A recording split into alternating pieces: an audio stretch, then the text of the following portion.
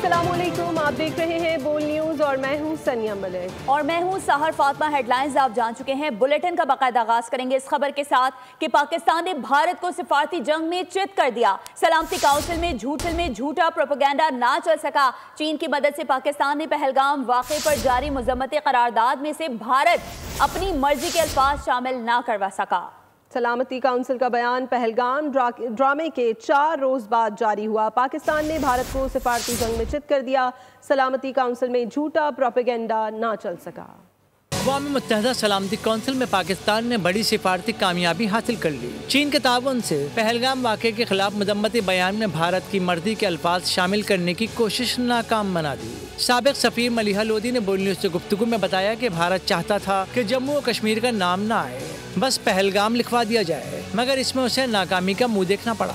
United nation security council की तरफ से एक स्टेटमेंट इशू हुई है।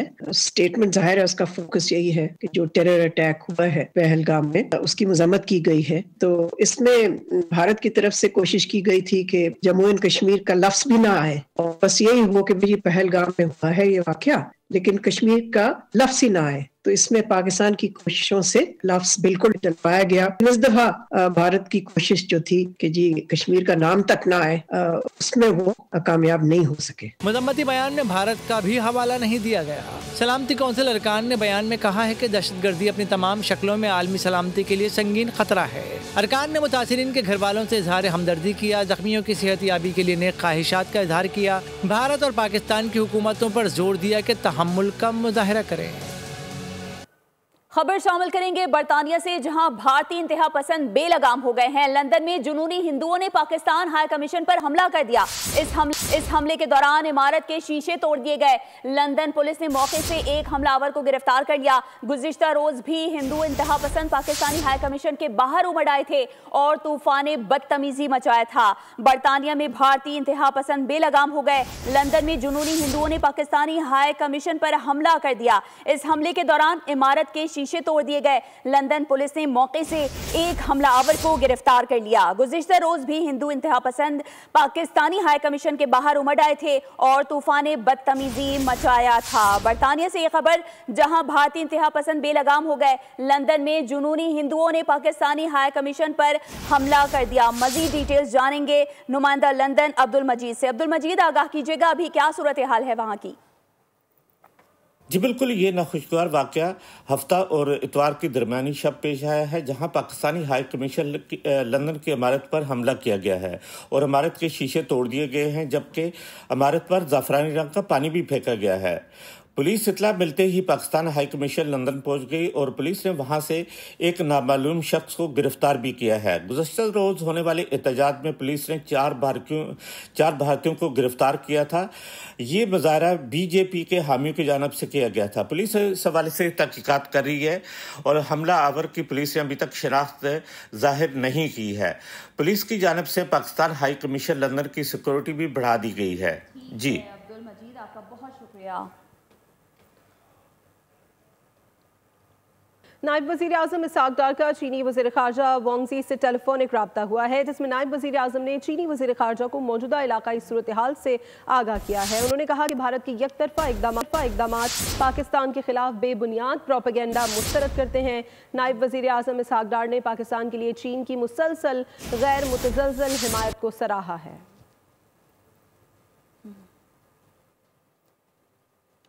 और भारत इन बातों का इल्जाम लगा रहा है जिनका हमसे कोई लेना देना नहीं है। खित्ते में दहशतगर्दी का सबसे बड़ा हदफ पाकिस्तान है। वजीर दिफा ख्वाजा मोहम्मद आसिफ का रूसी मीडिया को इंटरव्यू, कहा कि पाकिस्तान के साथ जो कुछ हो रहा है अब इसकी जिम्मेदारी लेने को कोई तैयार नहीं है। पाकिस्तान माजी की पॉलिसी के नतायज भुगत रहा है। खित्ते में दहशतगर्दी का सबसे बड़ा हदफ पाकिस्तान है। पाकिस्तान के साथ जो कुछ हो रहा है अब इसकी जिम्मेदारी लेने को कोई तैयार नहीं। पाकिस्तान माजी की पॉलिसियों के नताइज भुगत रहा है। वजीर दिफा ख्वाजा आसिफ का रूसी मीडिया को इंटरव्यू, कहा भारत इन तमाम बातों का इल्जाम लगा रहा है जिनका हमसे कोई लेना देना नहीं। इंटरव्यू में वजीर दिफा का मजीद कहना था कि पाकिस्तान मगरब बिलखुसूस अमरीकी पॉलिसियों के नतीजे में दहशतगर्दी का निशाना बना। माजी में सोवियत अफगान जंग का हिस्सा बनना पाकिस्तानी हुकूमतों की गलती थी। सोवियत अफगान जंग के दौरान पाकिस्तान ने अमेरिका को हर मुमकिन मदद फराहम की। 9/11 हमलों के बाद पाकिस्तान ने दोबारा मगरबी इत्तेहाद में शमूलियत इख्तियार की। हमारी सरजमीन से अमेरिका को हर मुमकिन सहूलियात फराहम की गईं। मेरी आजिज़ाना राय में दोनों जंगें हमारी नहीं थीं। 2021 में अमेरिका के अफगानिस्तान से तबाहकुन इनखला के नतीजे में सिक्योरिटी सूरत हाल मजीद तबाही का शिकार हुई। पश्तून पाकिस्तान और अफगानिस्तान दोनों जानिब आबाद हैं। 60 लाख के करीब अनडॉक्यूमेंटेड अफगानी पाकिस्तान में मौजूद हैं। और हिंदुस्तान फौज जंग के लिए तैयार नहीं, हथियार पुराने हैं, बजट के मसाइल का सामना अलग है। सूरमाओं में जंग की मतलूबा सलाहियत मौजूद नहीं। पाकिस्तान से जंग मोदी को भारी पड़ सकती है। अमेरिका के मारूफ अखबार न्यूयॉर्क टाइम्स ने भारतीय फौज का सच आश्कार कर दिया।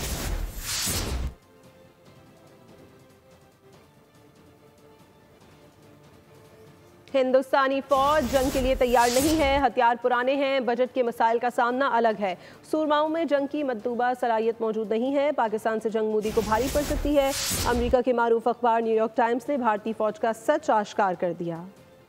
हिंदुस्तान की फौज जंग लड़ने के काबिल नहीं। आधी से ज्यादा फौज के पास जदीद हथियार तक नहीं।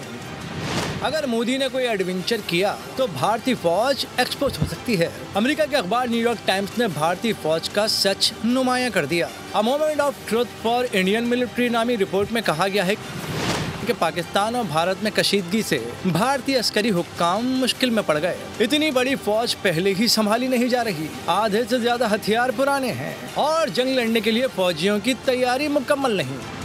2019 में जिल्लत आमेज शिकस्त के बाद मोदी ने मिलिट्री पर अरबों डॉलर खर्च किए, मगर बहुत बड़े साइज की वजह से भारतीय फौज जदीद हथियारों से लेस न की जा सकी। रिपोर्ट के मुताबिक भारतीय दिफाई माहिरीन की राय ये है कि पब्लिक का गुस्सा ठंडा करने के लिए मोदी सरकार छोटे मोटे सर्जिकल ऑपरेशन कर सकती है, क्योंकि इससे ज्यादा कुछ करने की वो अहल नहीं। अगर जंग छेड़ी तो शर्मिंदगी का सामना होगा। रिपोर्ट में भारतीय दिफाई माहिरीन की राय में कहा गया है कि बालाकोट एपिसोड भारतीय फौज की आंखें खोल देने के लिए काफी थी। भारतीय फौज को न सिर्फ ब्यूरोक्रेटिक और मालियाती मसाइल का सामना है, बल्कि जियोपॉलिटिकल मसाइल भी दरपेश हैं।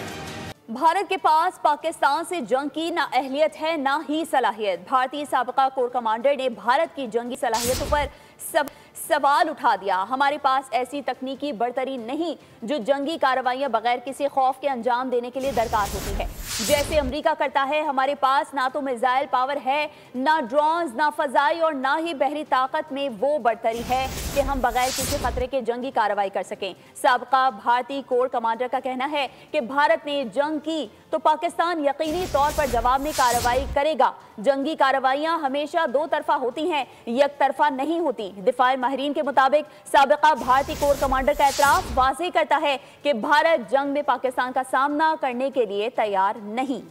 सिख फौजी भारत का साथ ना दें और सरहदों पर ना जाएं। सिख रहनुमा कलवत सिंह ने बोल न्यूज़ के प्रोग्राम तब्दीली में अपील कर दी। कहा कि भारतीय आर्मी में जो सिख फौजी हैं वो मुस्तकबिल में खालिस्तान की आज़ादी की जंग में शामिल हों। हमारे पंजाबी उनको जरूर बेनती करते हैं कि बाहर इस बार वो भारत का साथ ना दे। और पन्नू साहब ने भी एक वीडियो जारी करके संदेश जारी किया उन सिख फौजियों को कि आप वो भारत का साथ ना दे, ना ही वो सरहद के ऊपर जाएं। जो हमारे सिख फौजी है ना, वो हमारी जो पंजाब की आज़ादी है, पंजाबी जो हमारे यहाँ फौजी सिख फौजी है वो पंजाब की आज़ादी के लिए लड़े। Pahalgam false flag operation Hindu पंडित ने मोदी सरकार को आड़े हाथों ले लिया। कहा सरकार पानी की सियासत से आवाम को बेवकूफ बना रही है। हमने पता किया है कि भारत के पास दरिया सिंध का पानी रोकने का कोई बंदोबस्त नहीं है। अगर भारत सरकार दरिया सिंध का पानी रोकने पर काम करे तो कम से कम 20 साल चाहिए। क्या कर रहे हो आप? इसका मतलब है भारतीय आवाम को बेवकूफ बनाया जा रहा है। हम कह रहे हैं जिसकी नाकामी है उसे पकड़ो, किसी ना किसी की तो है। मोदी सरकार इलेक्शन जीतने के लिए पानी की सियासत का सहारा ले रही है। पहलगाम का ड्रामा भारतीय दरिंदों को खुली छूट मिल गई। जहां मुसलमानों के घर गिराए जा रहे हैं, वहीं मुसलमान तलबा और तालबात हर जगह तशद्दुद किया जा रहा है। इंतहा पसंद जुनूनी हर जगह बदमाशी कर रहे हैं। शहर मोहाली में हिंदुओं ने हॉस्टल में रिहाइश पजीर पर कश्मीरी तालिबा को हिरासा किया। तालिबा ने बताया कि हिंदुओं ने उसके हॉस्टल के दरवाजे पर लातें मारी, गालियां दी और उसे धमकियां दी। इसी तरह चंडीगढ़ में कश्मीरी तलबा के ग्रुप पर यूनिवर्सिटी के हिंदू इंतहा पसंदों ने धावा बोला। और Pahalgam false flag operation Modi सरकार की पहली वारदात नहीं है। मोदी की पूरी सियासत मुसलमान दुश्मनी, मजहबी इंतहा पसंदी पर मबनी है। पाकिस्तानी मीडिया ने भारतीय मीडिया के झूठे प्रोपेगेंडे को शिकस्त दी है। वजीर मुमलिकत बराए दाखिला तलाल चौधरी की गुफ्तगू, कहा फॉल्स फ्लैग ऑपरेशन करके पाकिस्तान का पानी बंद करने का बहाना बनाया गया। अमलन भारत पाकिस्तान के पानी की एक बूंद भी नहीं रोक सकता। और पाकिस्तान भर में भारत के खिलाफ सख्त गम गुस्सा। सिंतास मुआहदे पर भारतीय हठधर्मी के खिलाफ तमाम छोटे बड़े शहरों की फजाओं में भारत मुखालिफ नारेबाजी गूंज रही है। मुजाहिरीन पाक फौज की हिमायत और भारत को सख्त अल्फाज में पैगाम दे रहे हैं। लियाकतपुर में ताजिर बरादरी जबकि उकाड़ा में किसानों ने भारत के खिलाफ शदीद एहतजाज किए। पूरा पाकिस्तान बोल रहा है, हिंदुस्तान के खिलाफ खून खौल रहा है। मैली नजर डालेगा आंख फोड़ देंगे, हिंदुस्तान की ईंट से ईंट बजा देंगे। और इंडिया को बताना चाहते हैं अगर तुमने बदमाशी की तुम्हें तबाह बर्बाद कर देंगे। भारतीय आबी जारहियत के खिलाफ पूरी कौम एक हो गई, भरपूर पैगाम देने सड़कों पर निकल आई। शहर शहर में भारत मुखालिफ एहतजाजी मुजाहरे जारी हैं। डेरा बुगटी, खानपुर, रहीम यार खान में अवाम ने भारतीय जारह अजाइम के खिलाफ नारेबाजी की। आलमी अदालत से नोटिस लेने का मुतालबा किया। इंडिया मोदी जो मुसलमानों का कातिल है, उसने पाकिस्तान के पानी बंद करने की धमकी दी है, और अगर उसने ऐसा अमल किया तो इंशाअल्लाह हम उनके दरियाओं में उनके फौजियों का खून बहा देंगे। हरिओम तत्सत। मैं मेरे अपने धर्म के कलमा से मैं बात करना चाहता हूँ। हमारे पाकिस्तान हमारी जन्मभूमि है, हम यहाँ रहकर पाकिस्तान का साथ देंगे। खानपुर में सियासी और मजहबी जमातों ने एहतजाज किया और रैली निकाली। रहीम यार खान में समाजी तंजीमों ने पाक फौज के हक में सिटी सेंटर से डी चौक तक रैली निकाली।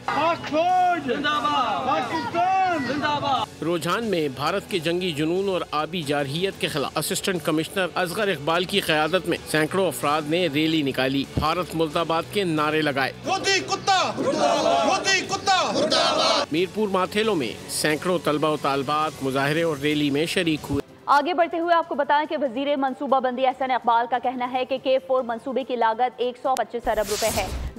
विफाकी हुकूमत ये फंड्स खर्च करेगी। कैनाल का मंसूबा 40 अरब रुपए का है, जिसमें से 50% विफाकी हुकूमत देगी। मजीद तफसीलात इस्लामाबाद से उमर हयात खान की इस रिपोर्ट में।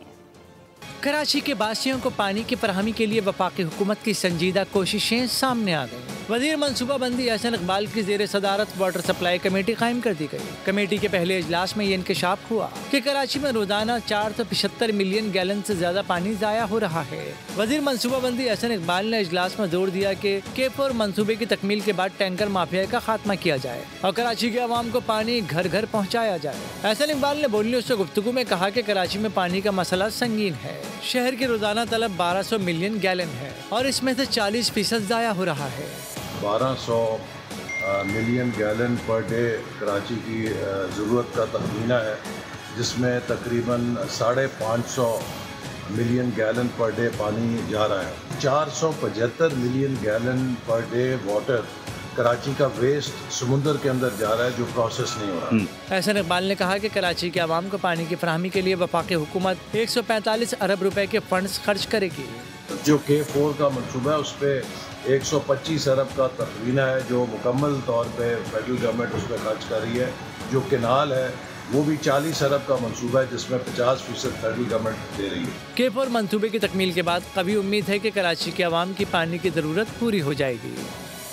वफाकी वज़ीर एहसन इकबाल का कहना है कि K4 मंसूबा मुकम्मल होने के बाद सिंध हुकूमत टैंकर माफिया का खात्मा यकीनी बनाए, शहरियों के घरों तक पानी पहुँचाने का यकीन दिलाए। इस पर मजीद बात करने के लिए हमने रब्ता किया है तर्जुमान सिंध हुकूमत सादिया जावेद से। सादिया जावेद साहब, बहुत शुक्रिया बोल न्यूज़ को वक्त देने के लिए। बताइएगा एहसन इकबाल के बयान पर सिंध हुकूमत क्या मौक़िफ़ रखती है? एहसन इकबाल साहब को पहले तो अपने फैक्ट्स चेक करने चाहिए। उनको मेरा ख्याल से नॉलेज नहीं है कराची के पानी के मसले के मुतालिक। उन्होंने कहा कि जी K4 के मंसूबे के बाद कराची का पानी का मसला हल हो जाएगा या टैंकर्स का खात्मा हो जाएगा, तो ये बिल्कुल गलत बात है। कराची के पानी की रिक्वायरमेंट है 1200 MGD और इस वक्त कराची को मिल रहा है 550 MGD। अगर K4 का मंसूबा वो मुकम्मल हो भी जाएगा तो कराची को 260 mg वाटर मिलेगा। लोगों के पानी के मसले को हल करना है तो फेडरल गवर्नमेंट अपना भी किरदार अदा करे। सादिया साहिबा, बहुत शुक्रिया आपके वक्त का। आगे बढ़ते हैं। लाहौर में पाक सुजुकी ने क्लीन ग्रीन बायोफ्यूल टेक्नोलॉजी में सरमायाकारी के लिए जदीद बायोगैस प्लांट का इफ्तिताह कर दिया है। प्लांट का मकसद पाकिस्तानियों को साफ, सब्ज, माहौल दोस्त ऑटोमोबाइल के लिए सस्ती बायोफ्यूल से बाख्तियार बनाना है। तकरीब में वज़ीर आज़म के मुअव्विन खुसूसी बराए सनत व पैदावार हारून अख्तर खान ने शिरकत की। मेहमान खुसूसी हारून अख्तर खान ने कहा कि बायोगैस टेक्नोलॉजी पाकिस्तान के कार्बन अखराज में कमी के अहदाफ के साथ साथ ऑटोमोबाइल ईंधन और सनती इस्तेमाल के लिए पेट्रोल की दरामद की बचत के लिए बहुत ज़्यादा सलाहियत रखती है। पाक सुजुकी के MD और CEO हिरोशी का मोना ने कहा कि पाक सुजुकी के इकदाम के लिए उनके विजन और हिमायत के लिए मोअज़्ज़िज़ SAPM का शुक्रिया अदा किया। न्यूज़ स्टूडियो से फिलहाल इतना ही। मज़ीद खबरों और अपडेट्स के लिए विजिट कीजिए हमारी वेबसाइट bolnews.com और देखते रहिए बोल। सब्सक्राइब करें और बेल दबाएं ताकि कोई खबर रह न जाए।